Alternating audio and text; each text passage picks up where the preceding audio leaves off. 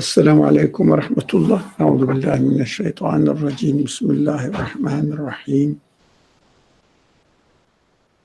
ربنا لا تزغ قلوبنا بعد إذ هديتنا وهب لنا من لدنك رحمة إنك أنت السميع الدعاء. رب اجعلني مقيم الصلاة ومن ذريتي ربنا وتقبل دعاء. ربنا هب لنا من أزواجنا وذرياتنا قرة أعين واجعلنا للمتقين إماما. لا إله إلا أنت سبحانك إني كنت من الظالمين. وصل اللهم على محمد وعلى آله وأصحابه وأتباعه وسلم والحمد لله رب العالمين. We have been studying this chapter Ma'un, small kindness, petty kindness, whatever. The first verse we studied emphasizing on the importance of the meaning of deen, but meanwhile it was interesting for me also to notice that in order to believe in God, one doesn't need any concept of religion, but in order to develop the concept of religion in one's life, you've got to believe in God, because no religion can be established without God. But somebody may have their own worldview and make this worldview their own inevitable source of principles or something. They may call it, this is my religion. But the word deen here in the Quranic word, deen means something, some ideas, understanding, which cannot be defined without realizing that the universe has been created by someone who is not of the nature of the universe, who must be described only with the word absolute being, necessary being, because it is necessary being for me, because I cannot explain existence without referring the existence to that being. Otherwise, I feel helpless to explain who I am, what this universe is for, how did this universe came into existence. I cannot do that. That's why belief in God is belief in the Creator, God, the absolute being, necessary being, is essential to have religion in the sense that the Quran meant here in this verse. Although when this chapter or the chapters revealed almost around the 1st and 2nd century, second years of the revelation or prophetic mission, there was no such concept in the community, such as religion or deen, but maybe a word in Arabic, something that people follow, some tradition that people follow, but it was alien to the immediate people around the Prophet, which kind of thing the religion is, because they didn't have any religion, or they were not introduced to any religious tradition. So the Quran is slowly developing in the minds of the people certain sets of understanding, which this says is somehow coherent within itself from the beginning to the end. During this process, Quran introduces the words that is used in the community within a different context. We will see that how these words are changing their meaning alongside with the teachings of the fundamental belief system of the Quran. So, of course, we emphasized on many occasions that we cannot read this speech of the Creator, which the Quran itself claims to be one of them, with the vocabulary which is used in the society, which is temporal, which is limited with time and space, and the outcome of a certain civilization, certain philosophy of life, even not well sorted out. So the Quran, the speech of God, uses the same word, but the content of this word, the Quran itself fills it with its own meaning, because Quran will not, or the speech of God is not expected to speak to the people with a language that they don't use it. But of course, it doesn't mean that the Quran will use the same vocabulary as the people use then and now, but definitely we have to expect from the speech of the Creator that this word cannot be reduced to the meaning that the people are accustomed with, because the meaning of the word that the people are accustomed with is limited, biased, and not within the context of the purposes, objectives of the Quran.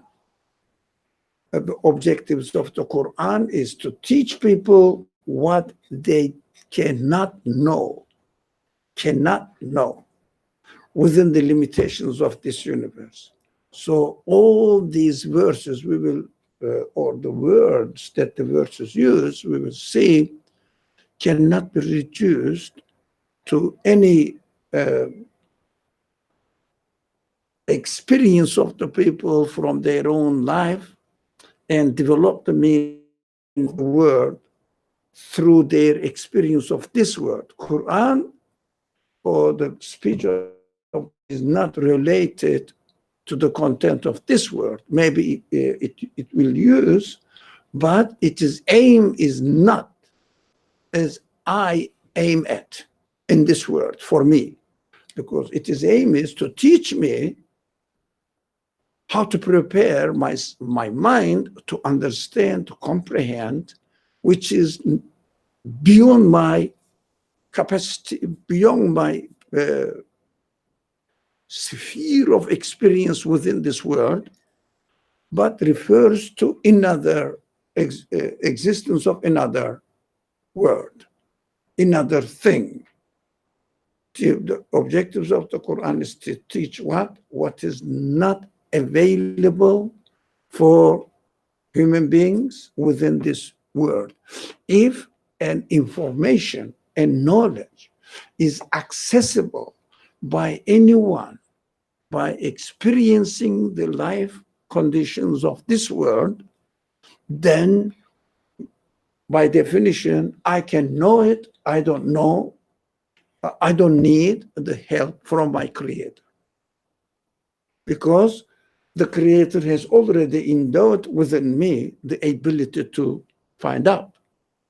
But this universe refers to another type of existence, which is the source of existence of this universe, and I cannot have an experience of it because it is not of the nature of this universe. So how can I know about it? So Of course, this universe is the art, but this universe refers to its artist. But we never experience the artist of this universe. Never. Why? Because artist is not within the universe. Universe is an act, but the actor is not within the universe. This is just an act. So if I want to know the actor, if I want to know the artist, I can benefit from the art, from the act, the work that within my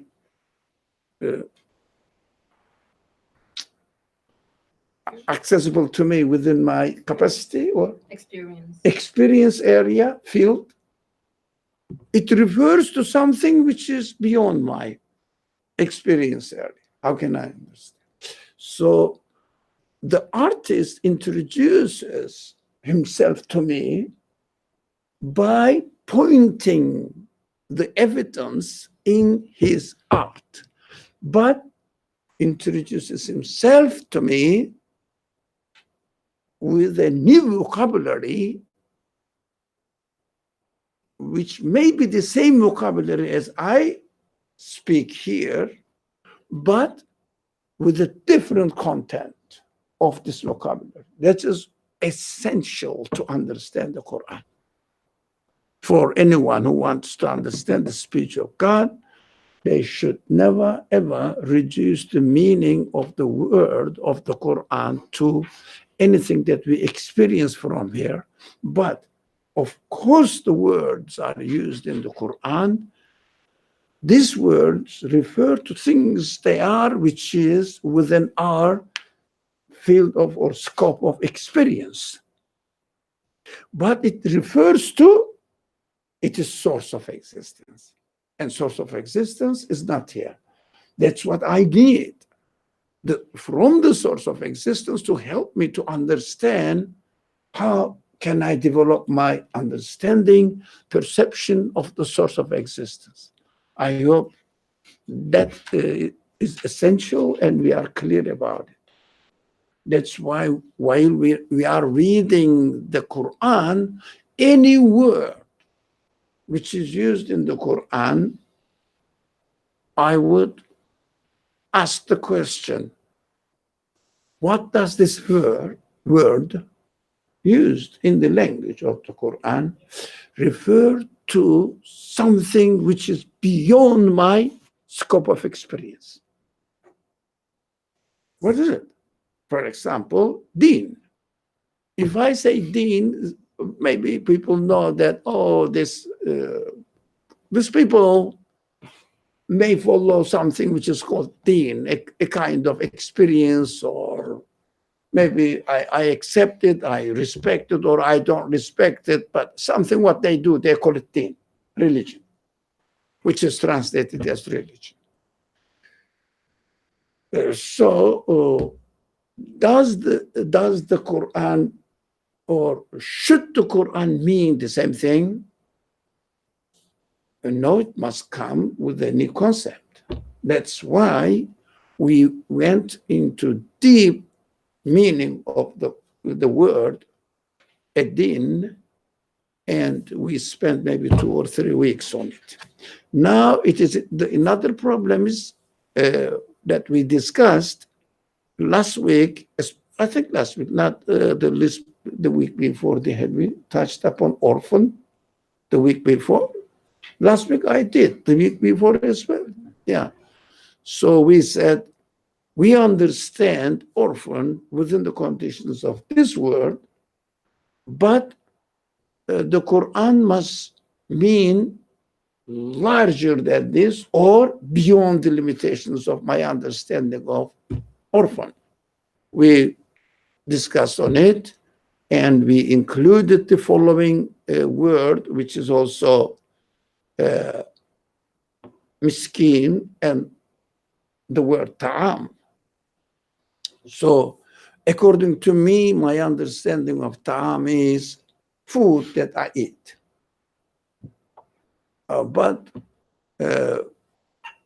I have to encourage people the feeding of the poor or feeding of the needy, destitute people. Okay, I can know it. So I can know within this word that I encourage people, myself and others, come on, feed the needy ones, destitute ones. But we have to be careful about one point. Including the orphan, including what ta'am means, or feeding means, including what needy means. So think about it. Why the Creator tells me that I have to encourage people to feed the needy? I will say, oh, my Creator, you have already given me the sense to take care of the needy automatically. That's what I wonder. I mentioned somewhere with other people or one person, I don't remember. I gave this example. If you heard of it, that means it is in Wednesday or Saturday classes.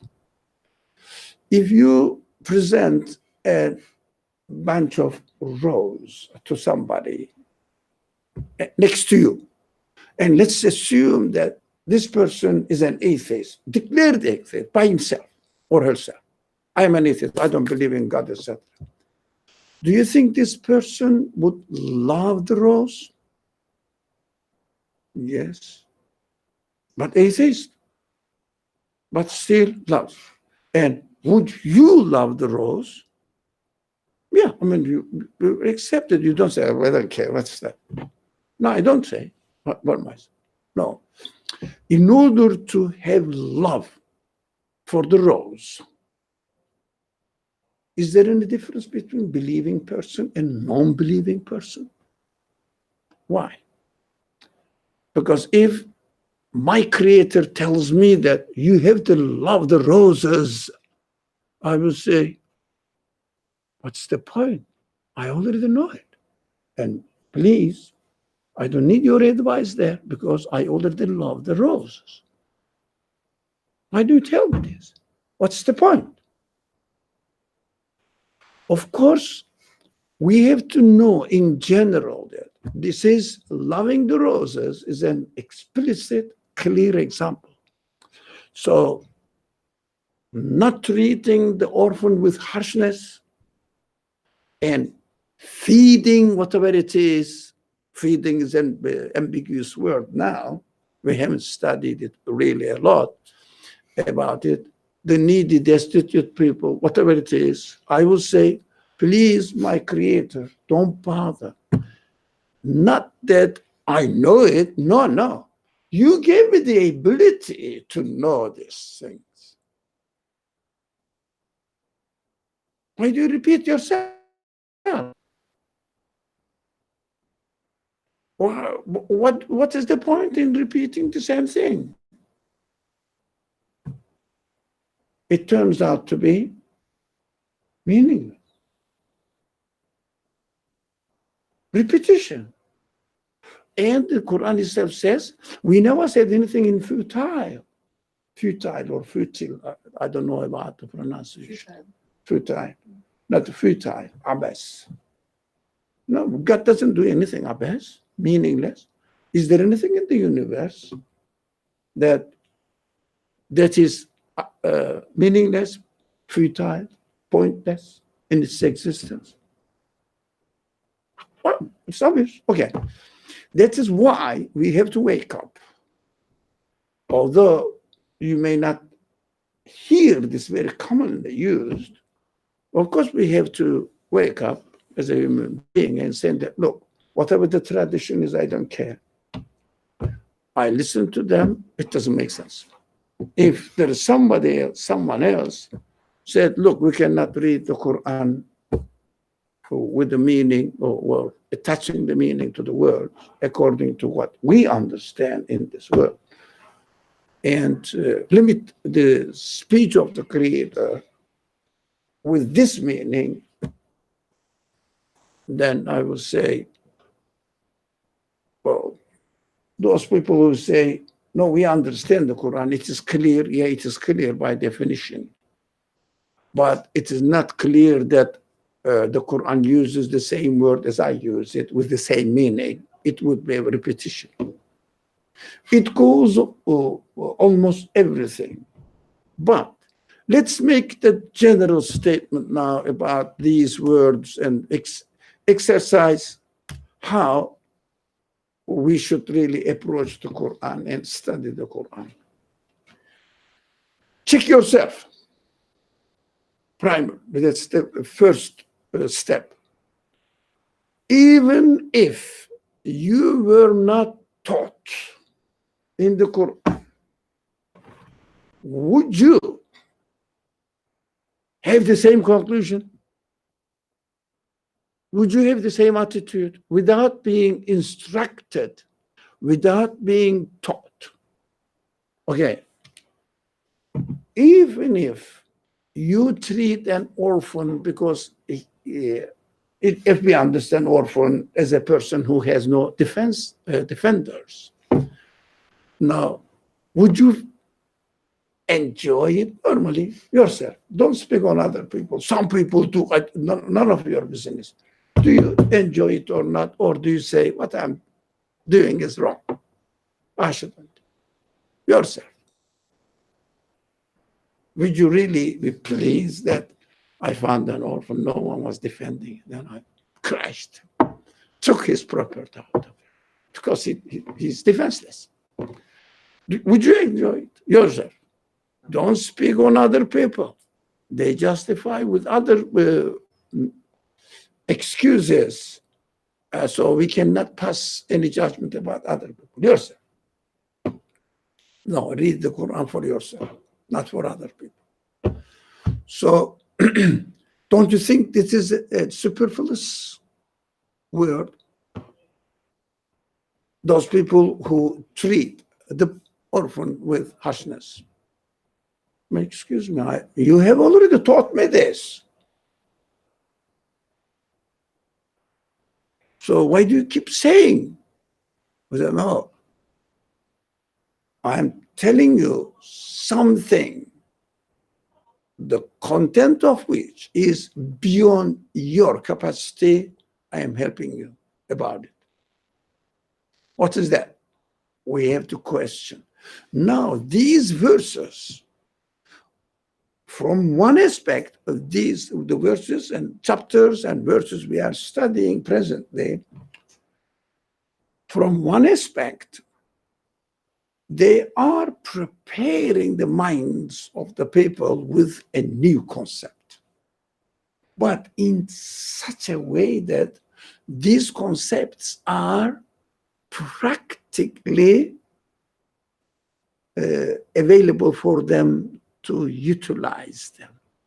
Yeah, if you speak to even, you don't have to go back to the history in order to speak to pagan people. No, paganism is very widely in practice now, maybe more than before. Pagan ideas. And that puzzles people. If you speak to them, for example, I am a Muslim. I take care of the rights of orphans, defend them. And I feed the needy. Yeah, not only food, also I provide shelter, health facilities, hospitals, and clothing. Yep. That is what Islam teaches me. He says, yeah, it is a good religion.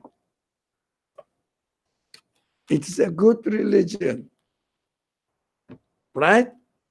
You know why?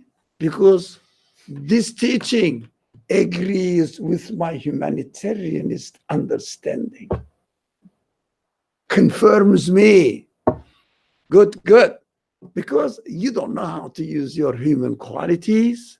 That's why you need this encouragement through religion, something coined, made up in the form of sacred text, but I have already have it. Thank you. Good, good, good. Good for you. Carry on.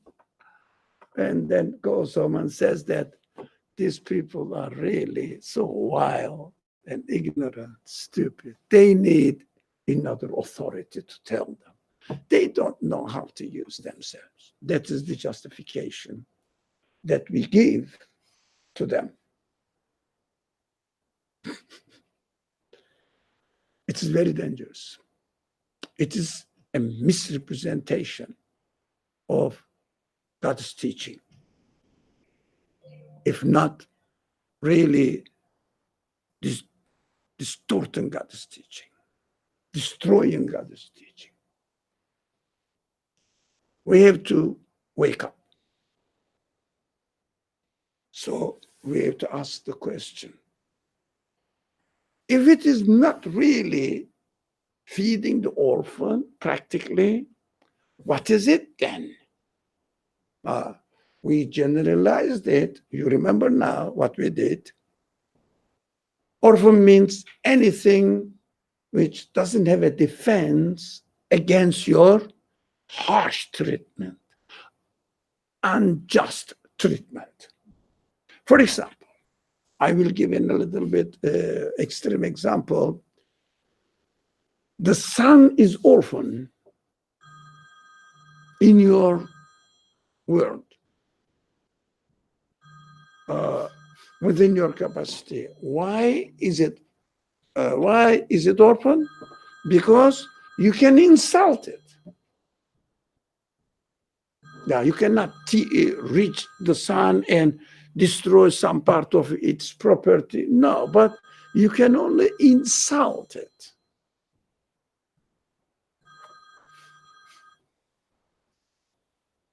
Can the son defend itself against your insult? Yeah. In your treatment of the son, in your understanding, it is an orphan. We extended this. So you can go to a forest, put the forest on a fire. Can the forest defend itself against your transgression of its right of existence? What is happening? If the forest is not an orphan before your treatment, what is orphan? What is orphan? Come on. So you can say anything to any creature, even your own child. Your own child. You can mistreat it. Your own child. Can the child defend his rights before you, parents? Can the child defend himself, herself? Who's orphan? Child is orphan in the hands of his or her parents. We discussed all this. So definitely you can insult my creation. You can insult my art, my act, my work. The Creator is saying, it is defenseless, but never forget, it is my property. You cannot insult it. That's why I am telling you not to treat my work with an unjust way. Give the right, give the due right to my work, appreciate it as it is. The art, for example, let's say the most famous artist in any subject, doesn't matter, maybe a sculptor or architect or painter or whatever, while the artist is not there, you can easily tear it off, say, this is meaningless, it has no purpose. Do you think the art can defend itself? No. It is miskin in the world, or it is needed to defend. Somebody who's going to defend the art. So the Creator is telling us, I'm here to defend His right. It is my right. You cannot do it. You shouldn't do it. That is the meaning of the Quran. That this kind of things, this kind of aspects, this kind of the dimension of the meaning of the word, which recalls in or echoes in our minds. We have to look for this kind of meaning. Not the meanings as I know. So make the atheists, humanists happy and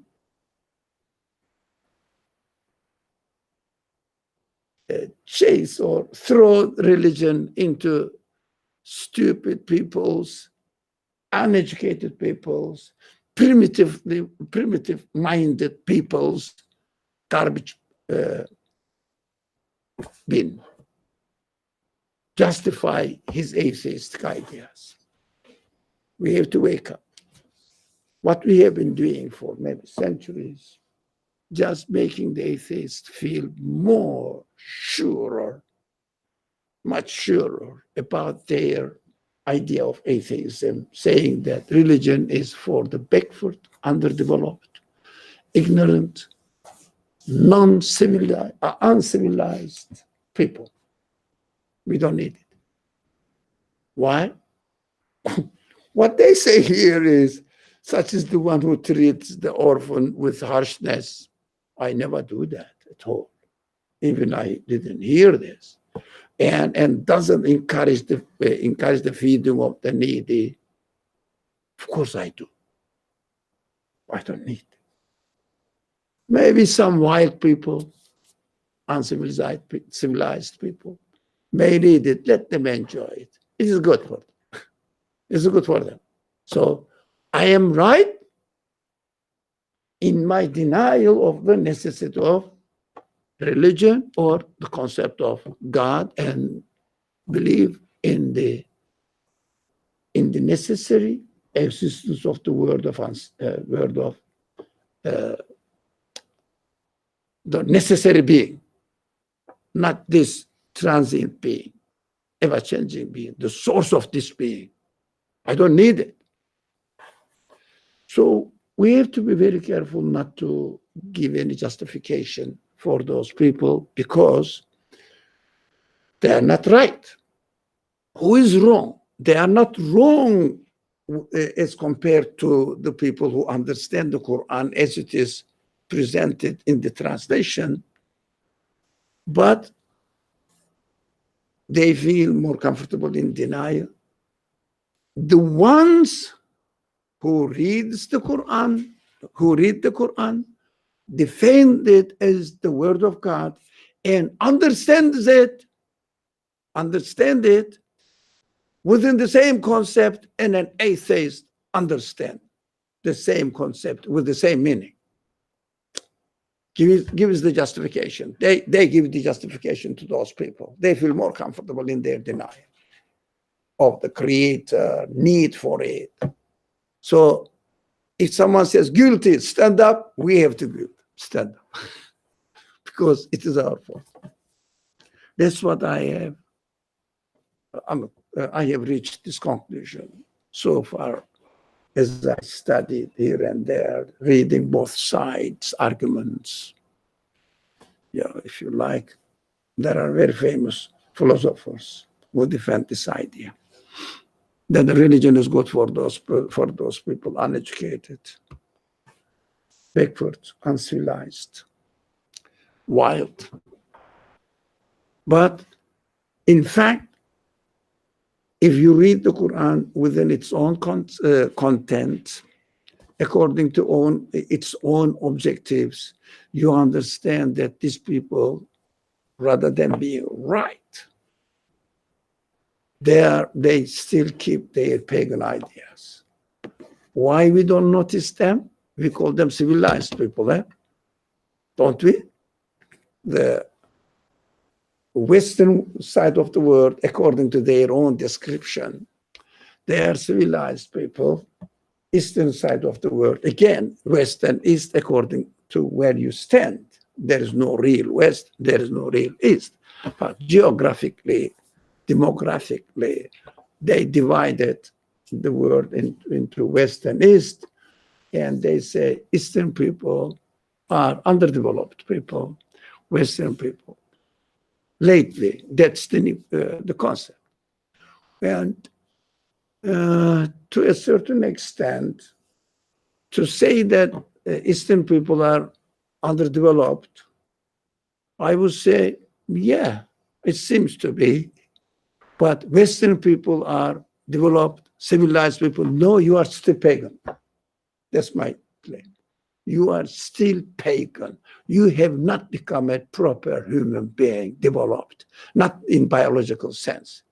As far as developing one's humanity, you don't really question your existence and the existence of your feelings. You just attribute them to yourself, to themselves, as they exist. Naturally, they did exist, or they do exist. This is a pagan idea. That's what my definition is pagan. Seeing the world as it is, that's how it is. That's it. That's it. What does it refer to? I don't know. What do you mean by refer to? It doesn't refer to anything. It happens by itself like this. It has always been like this. So it's extremely dangerous not to notice this dimension of how to read the scripture or any text which claims to be divinely inspired. Any text. So if another person or people come out and saying that we don't follow Islam, but we follow another religion, okay, how do you treat your text? Do you treat your text as those people who read the Quran and say that you are the same? No difference. But if they treated it differently, I understand. I appreciate it. Okay. I hope we will see. So, what bothers many people? Because they have been bombarded under the propaganda or rhetoric of the people who hold the Quran in their hand and say that you have to take care of orphan who has no father and mother. Exactly, a materialist atheist will define it. And we are grown within this culture. I mean, to me, a corrupt, meaningless culture. So when somebody comes out saying that, no, what are you doing? Are you reading a storybook written by a famous literary man? What are you reading? You are reading the word of God. What do you expect from God, the creator of the universe, to tell you? What do you expect from him? What are you doing? So if we understand the word within of the scope of the content of the purposes of the speech of God, then a new world opens up in front of us. So we have to learn how to read the text, study it. Of course, if I see the meaning which is appropriate to the scope of the content of the speech of the creator of the world, is a guidance to human beings about teaching what they do not know, doesn't it include a child, a person who is defenseless in this one? Does it exclude it? No. The sun is orphan, the sun, the moon is orphan, the forest is orphan, any art piece is orphan, any universe is orphan in the hands of the people open to insult them by the atheist people, saying that you are stupid, you are meaningless, you happen to be by yourself, you don't have an artist, you don't have an actor, you don't have an author, you don't have a creator. You can insult it, right? That is included. How about a defenseless child who's exposed within this society to exploitation and abuse? Does it exclude? Yeah, but let's give the proportion. Defenseless child is included in the word orphan, right? How about the real content of the speech of the creator? How wise is it? How wide is it? And what is the percent of the defenseless child in it? 1 out of 100? 1%? 1 out of 1,000? 1 out of 1,000,000,000? The universe, any part of, or this guy said 1 out of infinite. Yeah, it is a place there, but out of infinite. We panic. We are going to lose this 1 out of infinite. We panic. Why? Mind is frozen by indoctrination, by this simple-minded way of interpreting the Quran, and within a complete reduction to humanism. But do these verses exclude humanistic feelings? No, but expands it infinitely. Expands it infinitely. Doesn't reduce it to only temporary conditions of my life on earth, to one event. But it includes in it, because I am the product of the same source of existence. Yes, I have the feeling given by the source of existence, but this source of existence's art, the work in front of me, is infinitely larger than my capacity, practical capacity. But capacity of understanding this infinitely larger scope of thinking within me, but I don't know how to use it. I don't know what to make out of it. That's why I need the creator's manual handbook to teach me how can I really benefit from it as much as I can. That is what the revelation is all about. That's what we have to understand. Wake up. Otherwise, really, we will read the Quran as Muslims and the Christians or Jews. Christians don't read very much. Jews will read the Torah and just repeat themselves as a secular, narrow-minded, pagan person. Just repeat yourself as a pagan. Why pagan? You are not inspired anything beyond your already practicing capacity. You know, you have to take care of the orphan person, child. It's not an edit to your capacity, not a capacity to your practical life. Why are you bragging about saying that I am reading the speech of God? You are not reading the speech of God. You are reading yourself only.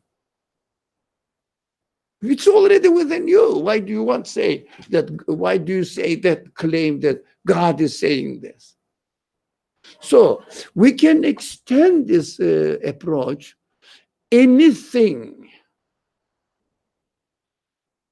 which exists already within yourself, which is created by your creator, who is the creator of the whole universe. You cannot brag. You cannot be proud of saying that, look, I love flowers. I take pity on orphans. I defend the defenseless children. I am supporters of those people whose rights have been transgressed by the oppressors. I am against dictatorships, the politicians. Okay? That's what you are. That's how you are made. Why are you proud of it? You didn't learn anything new. That's already in you. You are just practicing it. It's there. You are not putting anything new. You are not adding any new dimensions to them. What are you doing? Why are you proud of something which is given to you? Already operating there. And you reduce the capacity of these qualities to only very limited time and space of this world and your scope of life only, which is meaningless.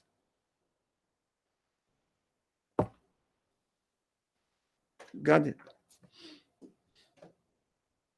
It is just denying that it is given to you to be used to reach something beyond your worldly practices. So they will refer to the source of your practices in this world. To me, it's an essential principle in reading the scriptures. If someone misses this dimension, he doesn't read the scripture. He reads what? A novel written by Muhammad. Same thing. Good man. I know. Whoever this Muhammad is, he wrote something nice, yeah. But I don't know. This is nothing new to me. But sometimes he goes a bit further, saying that there is another type of existence. Come on. This is a fantasy to convince the people, to be nice to each other, stop tribal conflict and killing each other, be a civilized people. Yeah. But he's very successful. Really, we congratulate him. He's a very successful educator by cheating people. By saying that I received this message from God. So they will say, oh, it is important. You received from God, so it's sacred. So they esteemed him, appreciated him. But in fact, he was a good educator. He used good means how to convince people. Otherwise, people wouldn't listen to him. So he has to take another status among them, a separate status, saying that God spoke to me, God inspired to me. I am a prophet, messenger, employed by him. Okay, what do you say? Feed the needy. I say, yeah, he says something nice, isn't it? Don't we do it without even listening to this guy? What is the point? So we should not feel that, no, I shouldn't take care of the need of an orphan as in the society understood. Includes in it, but it is even not a dot in the scope of the meaning of the scripture. Needy is the same. And feeding. Of course, we are feeding is only giving food to fill his people's, needy people's stomach. But Quran says, look, do you think the human beings are on the body? Body is your tent, is your, some people say, it is the ass, the donkey, ass, donkey, carries you. So you are, don't confuse that you are a donkey. You are a human being. You are just riding on the donkey, but you are a human being. Don't identify yourself with the donkey. So I loved it, and when I read something in a source, we sit on the donkey. Donkey is under our legs. Yeah. And we see that that's what I am.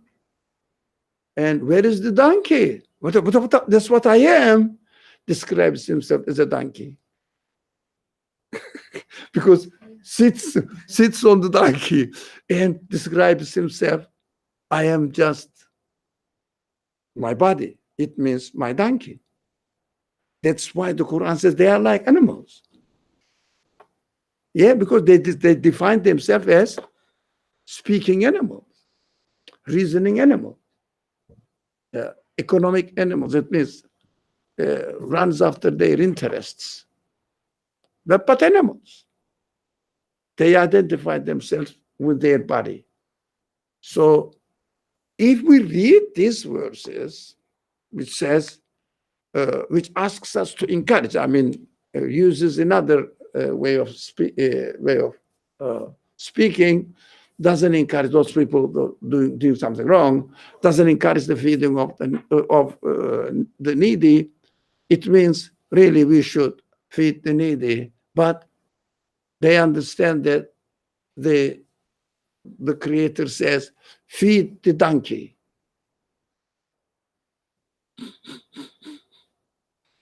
Isn't that something comic?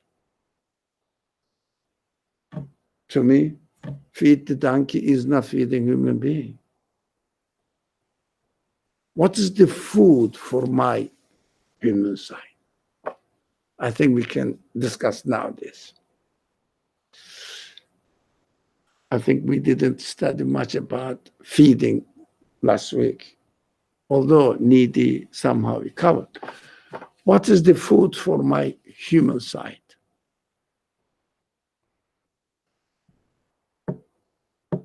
Give me some example. Anyone? I guess contentment that comes with a kind of satisfactory conclusion about the security of our existence. Well, this is a very, very comprehensive definition of food. Yeah, satisfactory, security, or what? You said something. I forgot. Security of my existence. Yeah, security of my existence. But yeah, if we want to define it with a clear, what do we mean by satisfactory security, explanation of satisfactory security for my existence? What is that? I appreciate this approach. It's perfect. But what is satisfactory as far as human beings are concerned? What do you mean by what satisfies you is your food? Huh? Okay, what is that food now? Still, the question is not really, but now the question found a right, good base. But let's describe what satisfactory is. What's human being? What satisfies human being? I guess, I mean, can I partially answer your question in a different way? Well, then So, you are of course I guess free. if I look at I guess to dive into semantics a little bit, feeding and food. Feeding is very different from the food itself, Yeah. right? So if I was to look at the feeding of my, I guess, human concerns, which is again, the hunger is basically the security of my existence. Hunger? Hunger. As far as the Your analogy donkey's existence. goes. Hunger, in which sense? No, hunger as far as the analogy goes. I say, according to the analogy, hunger, Yeah. what you need to be satisfied in order to secure your existence, Right. not your body. Yes. That is included, but it is, everybody knows it. You don't need your creator to teach you that, hey, when you are hungry, eat, huh? Do you need any encouragement? Come and see me. When I am hungry, I don't need your encouragement. Give me food. I can eat it. No problem. So there is no need for the creator to tell me that give me food. It's already within me. Okay? So as far as the analogy goes, like I feel the hunger in this perspective is the kind of curiosity or the concern about the security of my existence. Therefore, the food, which is what is going to satisfy the hunger, has got to be the, at least holistically speaking, the conclusion, the answers, right? Answers. Answers. Answers to? My human concerns, questions. Yeah. Yeah. Worries. Yeah. Yeah. But I want security in order. Right. Yeah. Now go So to this so aspect. take What is that? What is that satisfies you? Well, I was just gonna say, if that is the food, then feeding is basically your efforts to question, your efforts to reason, to reflect. I think question is already there, but you may ignore it, but you don't need encouragement to ask the question. But if you are desperate, hopeless, you don't ask question. Why? I asked and there is no answer to it. Just forget about it. It is a pointless question. The questioning is pointless because there is no answer. Most of the people in this world, I'm sorry, don't forget what you're going to say. In this world, in this, they call it civilized. I call them, they think themselves civilized pagan civilization, pagan civilization. It's a civilization, but pagan civilization, not really proper human being civilization. What they say, what we were talking about. Feeding? No. Asking questions and finding I see. They found the question, every human being asks the question, every human being. In this civilization, they ask the question as well. But because they have lost their confidence in finding the answer to their questions, what they do? They ignore the question. These questions have no answer. Why bother repeating them again? So they ignore it as if there is no question concerning their existence, but I omit one word that I am looking for to find together. So the existence, so it is difficult to avoid this word. Other my sentence would be meaningless. So they say, okay, let's ignore it to search for an answer, use a general word, for an answer. So these are meaningless concerns, they say. Look at the philosophy. There is no answer for it. For example, There is no answer for human questions, according to philosophy, this pagan philosophy. So what they do, although they ask questions, alaykum salam, alaykum salam. So they avoid repeating the same question because it causes despair. Because if you ask the question, but I'm looking for what satisfies human beings, so that we will look for an answer which will satisfy my existence, so that I am happy with my existence because it is something essential to my being and I'm not going to lose it at all. It is given by an eternal source, must be by definition, the creator of the universe must be eternal. That's why it is given to me by the creator of the universe, and he or the creator of the universe, put me in the universe and in connection with the rest of the world, and has given me whatever the source of existence is, given me the senses to communicate through the universe in order to question the source of their existence. So question is there in the pagan civilization, but the answer, there is no answer. So what they do, okay, we can ask the questions. It is free to ask the questions, but don't expect the answer. Eh? Otherwise, you will go mad. You know why? They are right. If you keep asking the question, if you don't get the answer, you definitely go mad. Because lots of questions, there is no answer. You become, now I have to use the word, meaningless existent. Human beings can survive only with meaningful answers for human beings.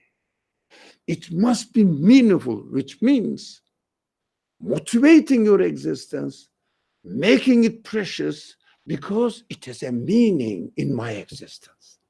It has a meaning in the existence of my feelings. Every feeling has meaning in their existence. The meaning, only the meaning that satisfies human existence. If you feel that the job you are doing is meaningless, what do you do? Sorry?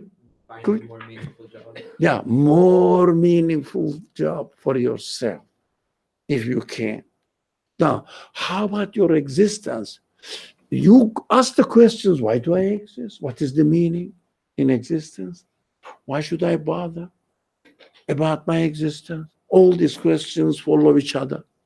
And if you don't find a meaningful, satisfactory, if it is meaningful for human beings, it will be satisfactory. That's why any answer somebody presents to me must be meaningful. But be careful now. We are just speaking about the core of the matter now. In order to be meaningful for me, this answer must be consistent with my human capacity.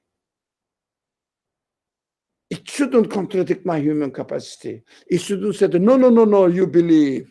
Why? If you don't believe, you are going to be a loser. So you believe. Yeah, but you need to believe. Why? No answer. Because if you don't believe, your existence will become meaningless. So you'd better believe. But is it there? The answer is a satisfactory, meaningful answer, so that I will be satisfied with this meaningful answer, so that I will have, in my understanding, a meaningful existence, meaningful life, and meaningful universe, and meaningful eternal existence. Meaningful. So, for example, you heard from the religious sources, they say there is an eternal life after we die. So what is that? Just there is another creation. Come on, I'm already fed up with this world. So I will. Do you think I am going to suffer with another existence there? Still again, loss of burdens. No, there will be no burden there. How do you know? Meaningless. How do you know? There will be, because the sources say, oh, it is just fantasy, isn't it? It's a wishful thinking. Meaningful explanation, I need it, but this meaningful explanation must make sense to my mind, my feelings as a human being, not as the donkey that carries me.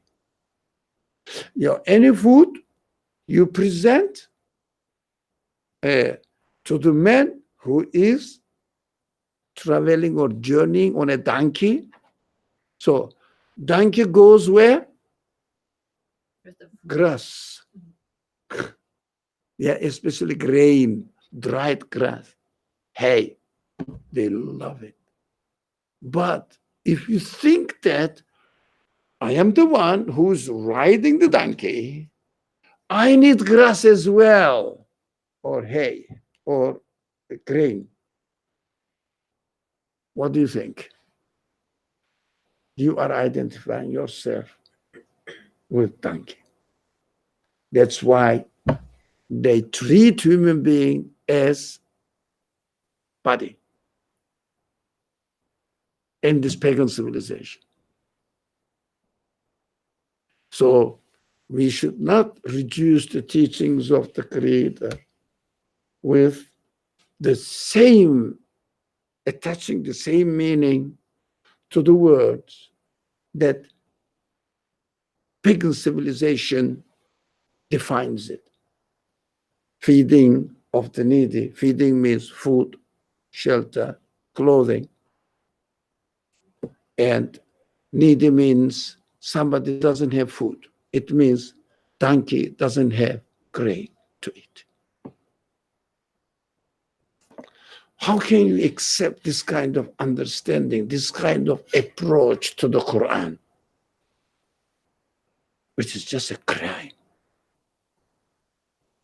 Which is just a crime to understand the Quran within these concepts. It means we are making God, in the eyes of the people who think, redundant. I don't need God to teach me all this. I already know it. Let alone knowing it, I practice it. Don't they? Yeah, remember, we cannot be proud of what we are already given and utilizing it as already practices it themselves. For example, I love flowers,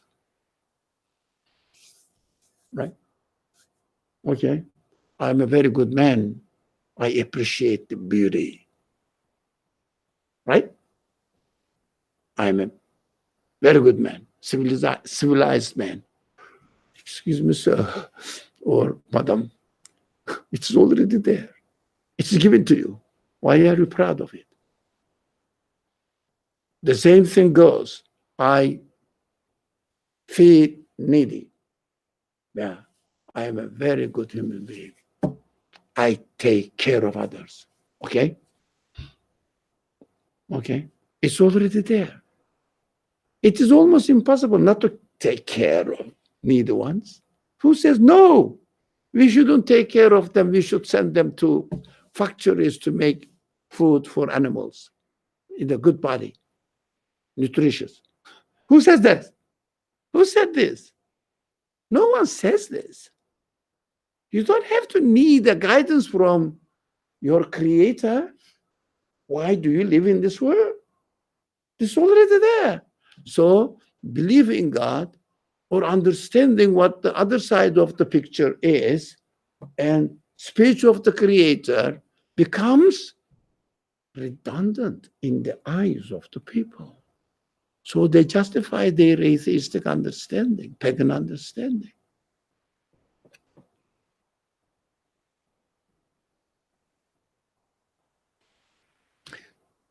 Yes. I guess the first step in utilizing my humanity correctly, going back to the analogy we made about the hunger, the food, and the feeding. If I first, I guess, recognize what my hunger is as a human being, right?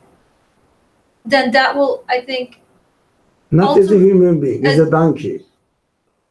I'm talking about the other side, as a Other side, as yeah. far How as far would as you my recognize humanity. it?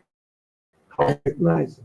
So, for example, as a human, Yeah. I have a need for unity. I have a need for happiness. But how do you get the answer if your creator didn't speak to you?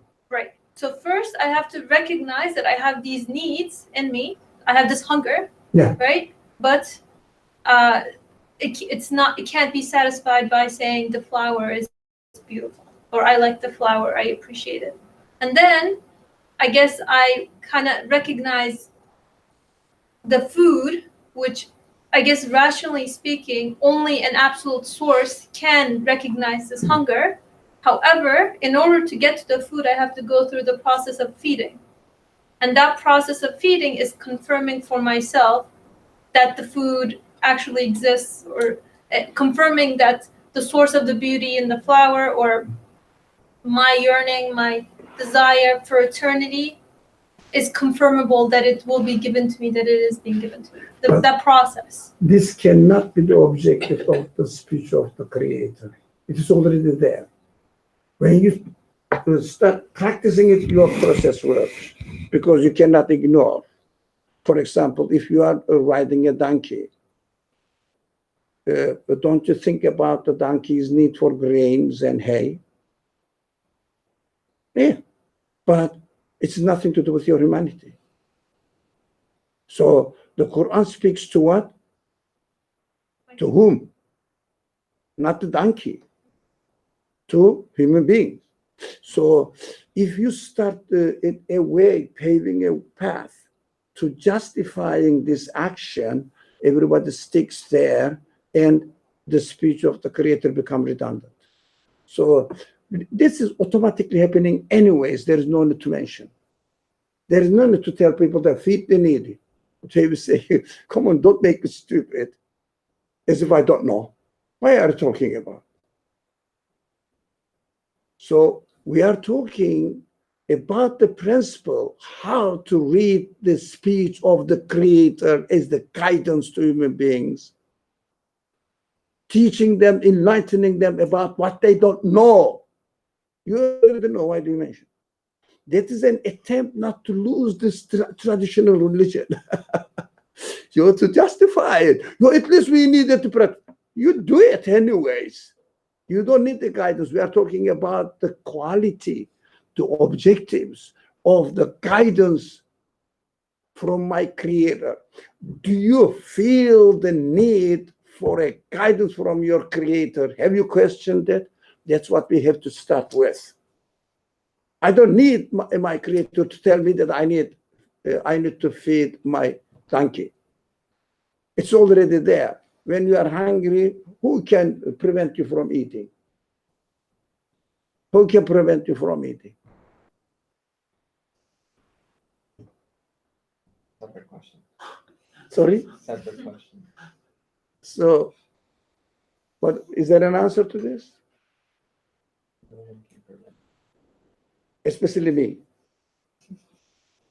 I will try my best to get away, round away something, cheat to something and get the food I need. That's what I am. That's why my other side. I don't need guidance from my creator. That's what we have to establish this base. So there is no need to justifying that, oh, no, we can use it. Oh, it's already there automatically. We are talking about how to understand the speech of God and the meaning of it.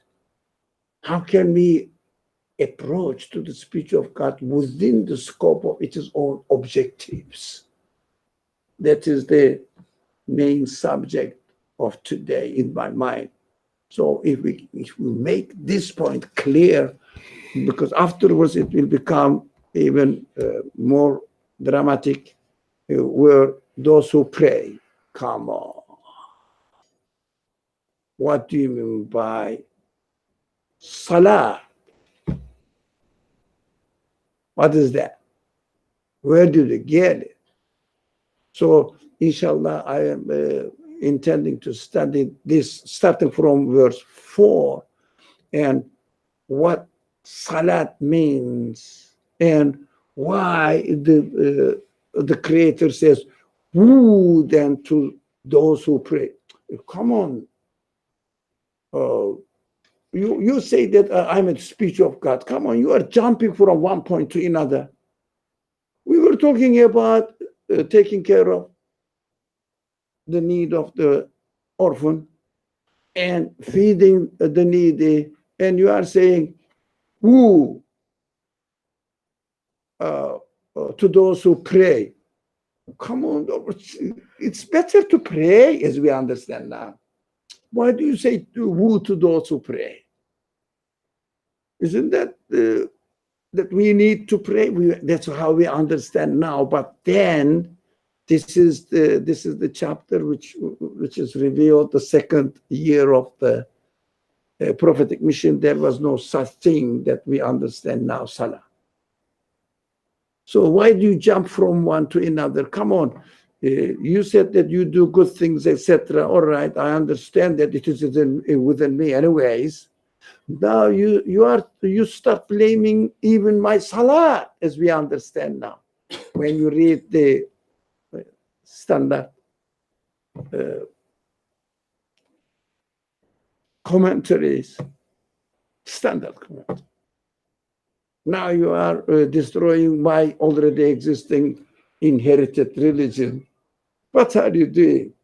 It is just confusing of jumble mumble of the words now, saying that I am an inimitable speech of the Creator. Do you understand this? If you take the meaning on the surface.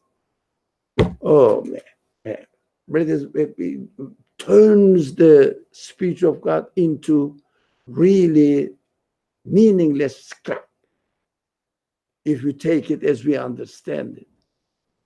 No sequence, no relationship, right? So that is the subject for next week. In me, what did you say? Yeah, I didn't change it. Should I change it? the sent one. You want to go to the next one? Yeah. Yeah, here we are going to. Didn't you have a question? Who then to those? Sorry? I think Hassan had a question. Do you have time to answer it? You found the answer? No. Answer to what? The human questions? Yeah, we will come back. Now, let's complete this and make answer. So, there is no need to make the speech of God redundant in such a way that justify our understanding. So, for example, we automatically love the flower, the beautiful flower. Automatically love. Okay. But the Quran says, love the flower. Love the beauty. I mean, you love the beauty of this world. That is somehow included in the teachings of the Quran. Yeah? You love the beauty of this world. Okay. And it is a blaming sentence in the Quran. You are lost in the beauty of this world. Isn't that? You shouldn't be in this way. But I love the flower.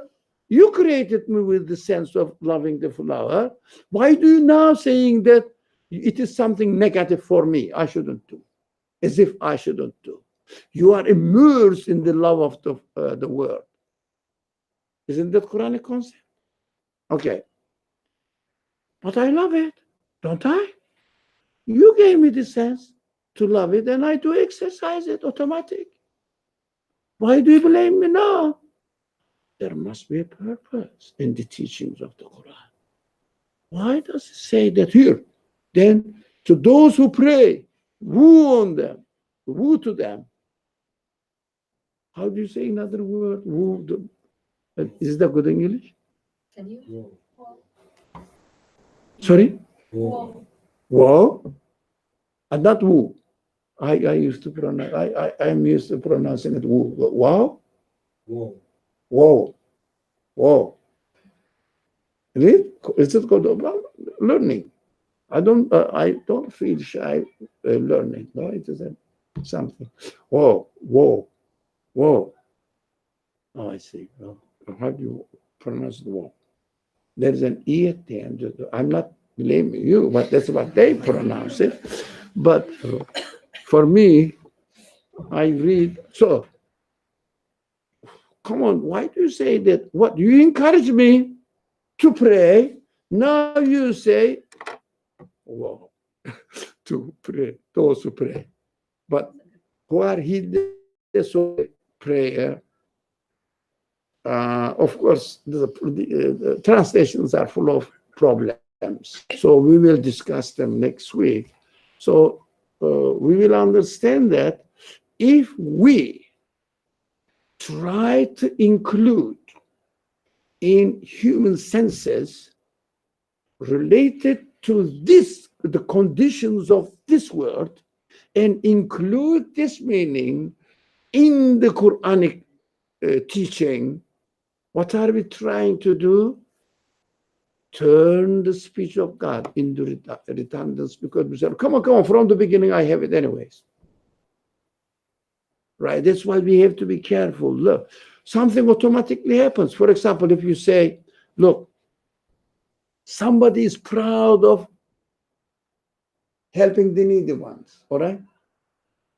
Okay, look, what you do is good.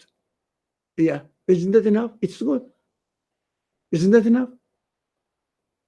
But you need more. Come on, at least I'm doing this.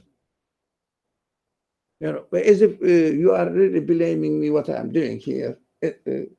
No. You are already automatically, how do you say, automatized, hardwired, automated to take care of the needy. You are already there. Don't mention it. You are already there. Everybody does something, even a thief, especially the modern thief, you know, in the Wall Street. So they cheat with, you know, they play gambling. Is it gambling? Isn't it? So Wall Street is casino for me. So they cheat people. Those people like me who don't understand anything about the money market at all, how it just fluctuates, etc. So they give an impulse to share and then take it out. They do lots of tricks and anyways, and they say, what you are doing? I have to feed my family. Yeah? I have to make money and take care of my family. I am responsible father or mother. Look, it is justified, isn't it? Even a simple classical thief breaks into the people's house when they are away and takes some property. What do they do it? Why do they do it? That's their profession. For what? Their income, their job. Isn't it? Do you think they are bad people? No, they take care of their family. But there are other ways, but it is another way as well. Why not? So, as far as our relationship with the word and our feelings attached to this word are concerned, everything can be justifiable. Everything. So it cannot be within the concept or the content of the concepts of the Quran. What is then that? When we are reading the Quran, we shouldn't confuse it with our life conditions, this world conditions. The Quran is not a guidance for this world. But what Hatija said is right in this sense. We have to be clear about the difference. I have a sense of love for beauty, right? Now let's talk about the purpose in its existence. Give me a meaningful explanation, satisfactory explanation to me that I will really use my sense of appreciating the beauty in the right way that I am made. If I say, okay, start loving the roses. Excuse me, I already love it to talk.